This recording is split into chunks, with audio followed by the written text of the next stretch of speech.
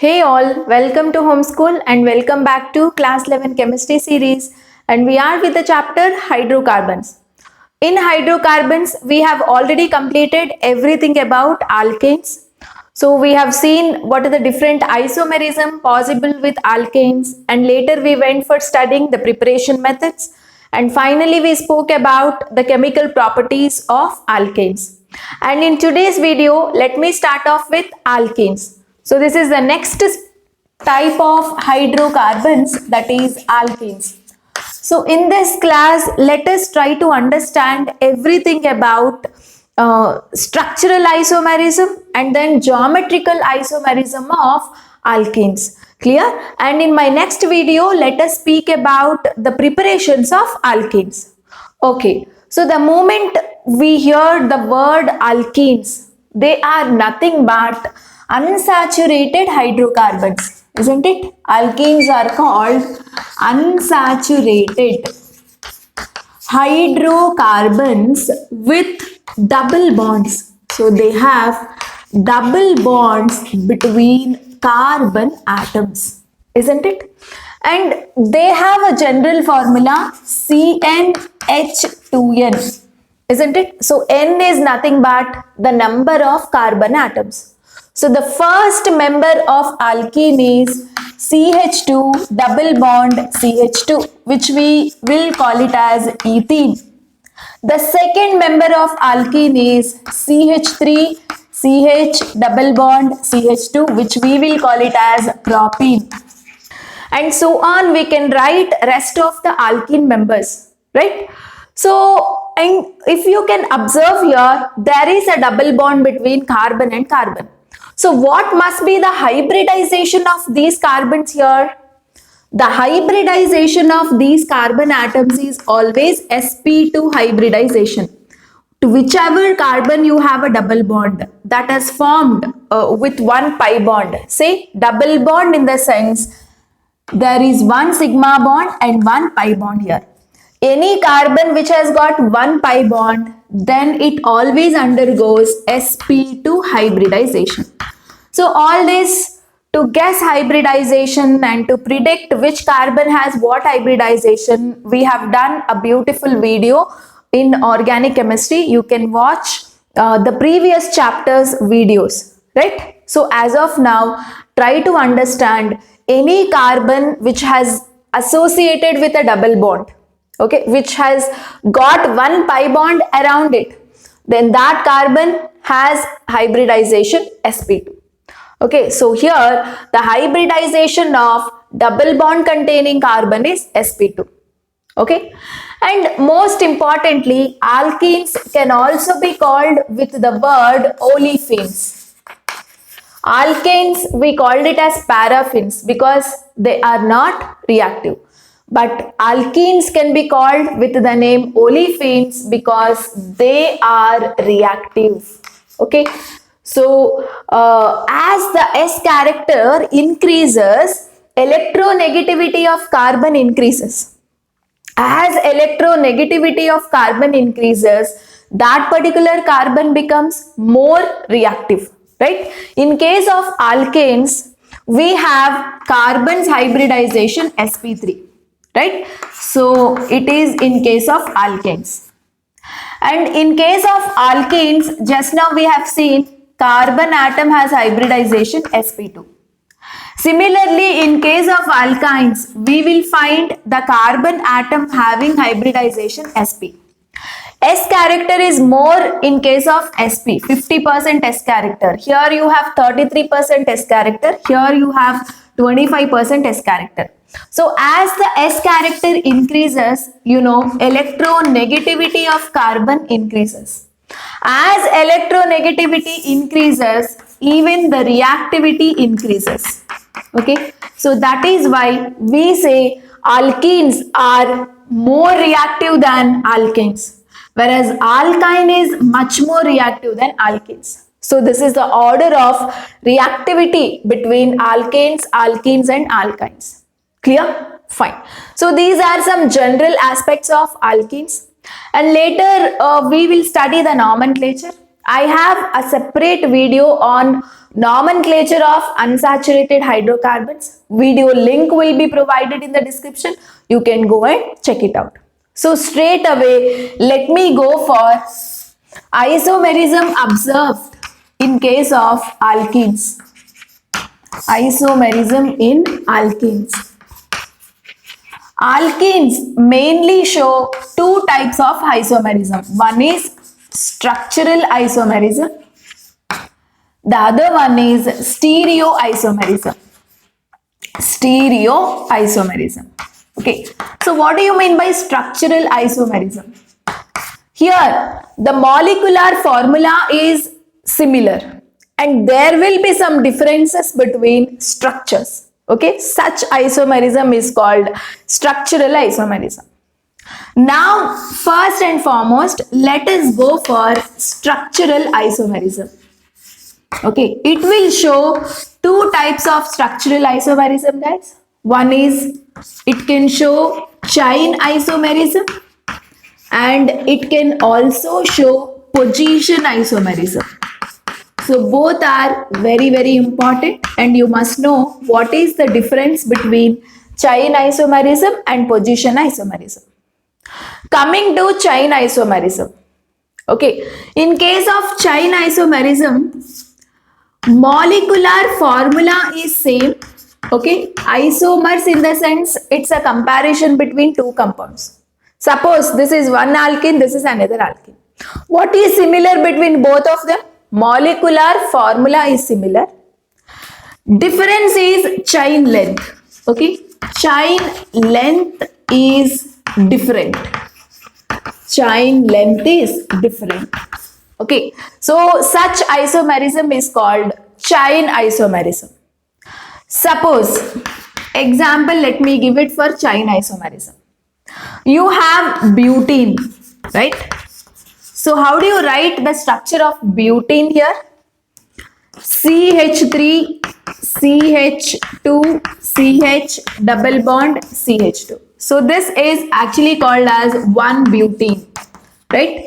So double bond is there between 1 and 2. We consider the least number. So we will call it as 1-butene. And the same butene, I can also write it in another way, right? This is one way of writing butene. The other way of writing butene is, I can just write something like this. CH3 double bond CH2. So if you give IUPAC name for this compound, what do you name it as? See, carbon number 1, carbon number 2, carbon number 3, isn't it? So I can write it as 2-methyl propene, right? And if you think of their molecular formula, see how many carbons are there? 1, 2, 3, 4. So there are 4 carbons and how many hydrogens? 5 plus 1, 6, 7, 8. And 8 hydrogens. So C4H8 is the formula. What about molecular formula here? Here also 4 carbons, C4. And how many hydrogens? 3 plus 3, 6, 7, 8. See, molecular formula is similar, but chain length is different. Here the chain has got 4 carbons at a stretch. But here the main chain has got only 3 carbons. The other carbon is there as a branch, right? And here the double bond is at first carbon. Here also double bond is actually at first carbon only. So chain length is different, but molecular formula is similar. So such isomerism is called chain isomerism. So how many chain isomers possible for butene? 2 chain isomers are possible. Okay. And now let us talk about position isomerism. See, position isomerism involves same molecular formula. So here also you will observe same molecular formula, but you will find difference in the position of double bond. You will find the difference in position of double bond. Okay, you can observe the example that I give now. So for the same butene, I give positional isomerism. See, one way of writing butene is this, CH3, CH2, CH double bond CH2. And the other way of writing butane, you observe CH3, CH, here I'll put a double bond CH, CH3. So how do you name this? 1, 2, 3, 4. So this is actually 1 butane, isn't it? And what about this fellow? Its name, if I have to write 1, 2, 3, 4, right? So this is 2 butane. So what is the difference between 1 butane and 2 butane here? In case of 1 butane, double bond is there at first carbon. In case of 2 butane, double bond is there at second carbon. Chain length is similar, molecular formula is similar, but position of double bond, location of double bond is different. Such isomers are called position isomers. So for butane, two chain isomers are possible and 2 position isomers are possible. Okay, so these are the various structural. So total how many structural isomers are possible for butane? It is 1, 2 and 3, right? So this and this is similar. I'm talking about total structural isomers together. Chain isomers plus positional isomers. How many structural possible?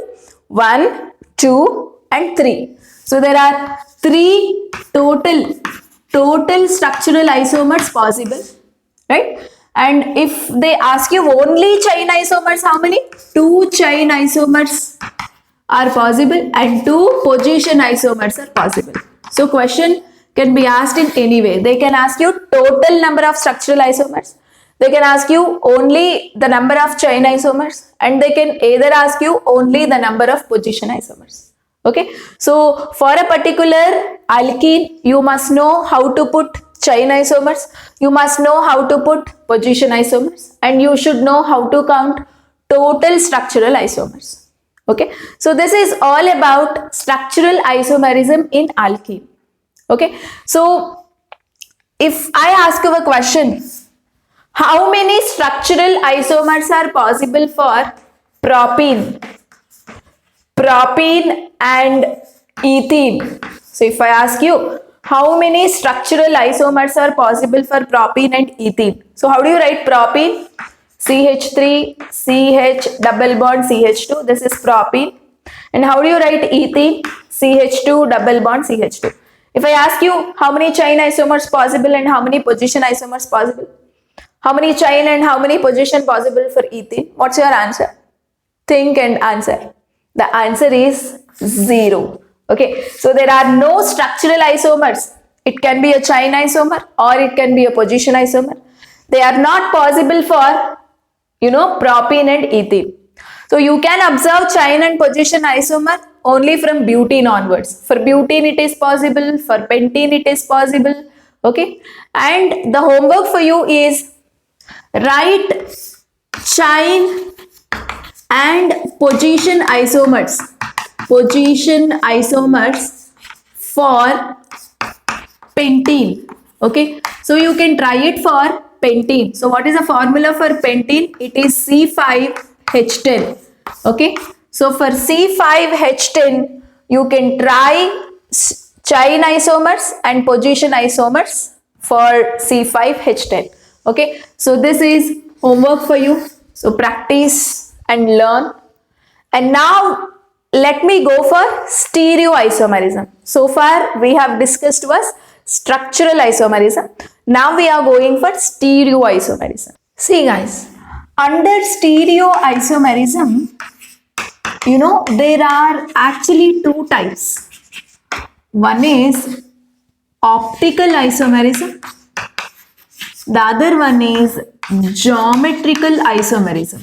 Optical isomerism is not observed in case of alkanes, whereas you can observe geometrical isomerism. So what actually we mean by stereoisomerism?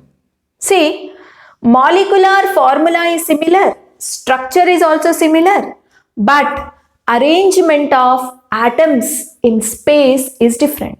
So around carbon there will be 4 atoms, isn't it? So how these atoms are arranged in a space, there you will find the difference. Okay, So molecular formula similar, structure similar, but arrangement of atoms in space is different. So such an isomerism is called stereoisomerism. So let us understand what is this geometrical isomerism. Don't worry about optical, you will study in other cases. So when it comes, let me explain you everything about optical isomerism. So now we will concentrate only on geometrical isomerism. Geometrical isomerism is nothing but cis-trans isomerism.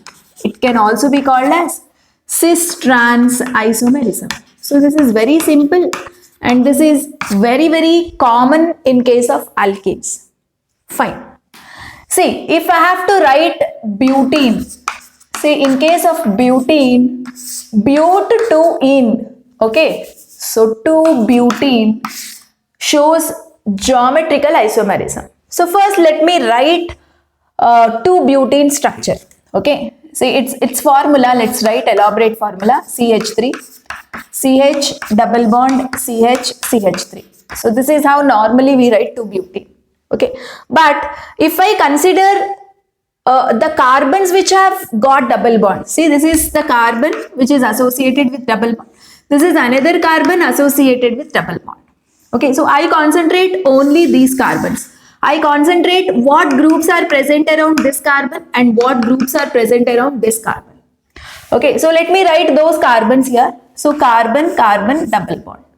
So what are the groups or atoms present on this carbon? One is this hydrogen, right? The other one is the CH3. So let me write them in this way. I'll write CH3 here, hydrogen here, right? So hope you understood. This CH3 and H are the groups present on this carbon. Okay, so the carbon which is present on left side of the double bond. So this is left side of the double bond, this is right side of the double bond. Okay, so left side of the double bond, on this carbon you have CH3 and you have hydrogen. This is how I arrange them around this left carbon.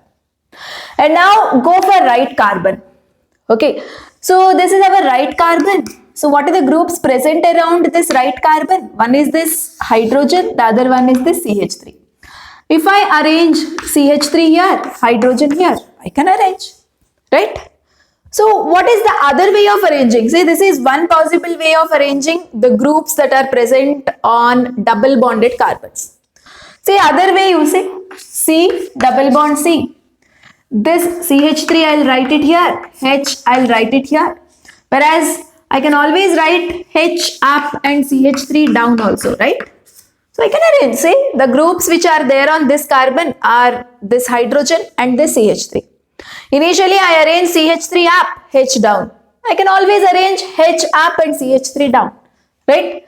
So what is the difference between this and this? This is also 2-butene, even this is 2-butene, right? Both are 2-butenes, molecular formula same, structure also to look at it is same, but the way the groups or atoms arranged in space around this carbon is different.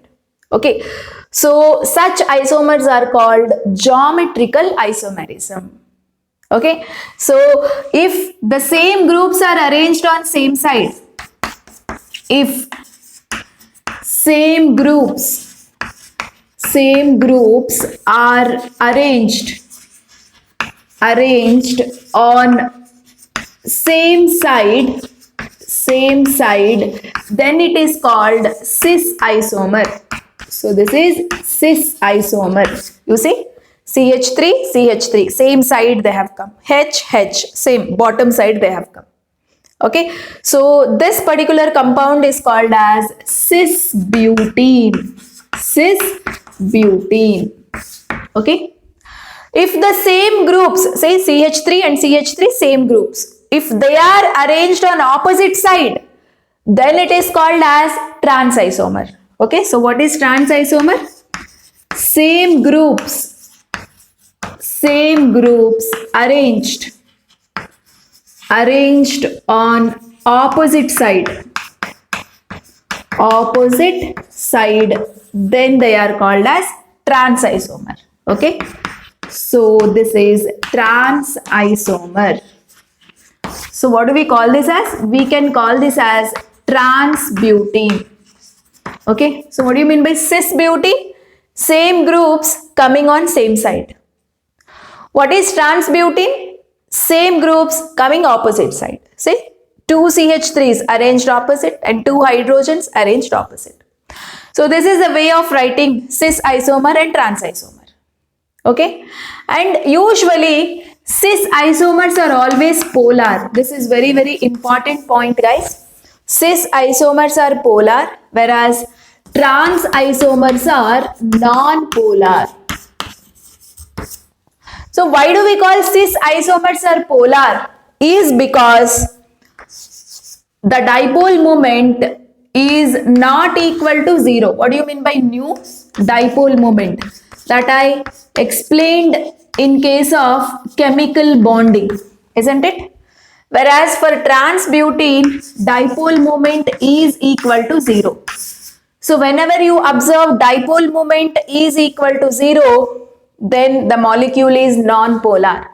If the dipole moment is not equal to 0, then molecule is polar. Let me take other example and let's try to write cis form and trans form here. Suppose you have CHCl double bond CHCl. Okay, so how do you write? So this is one particular alkene. So how do you write cis and trans form here? Say this carbon-carbon double bond. Let me write it here.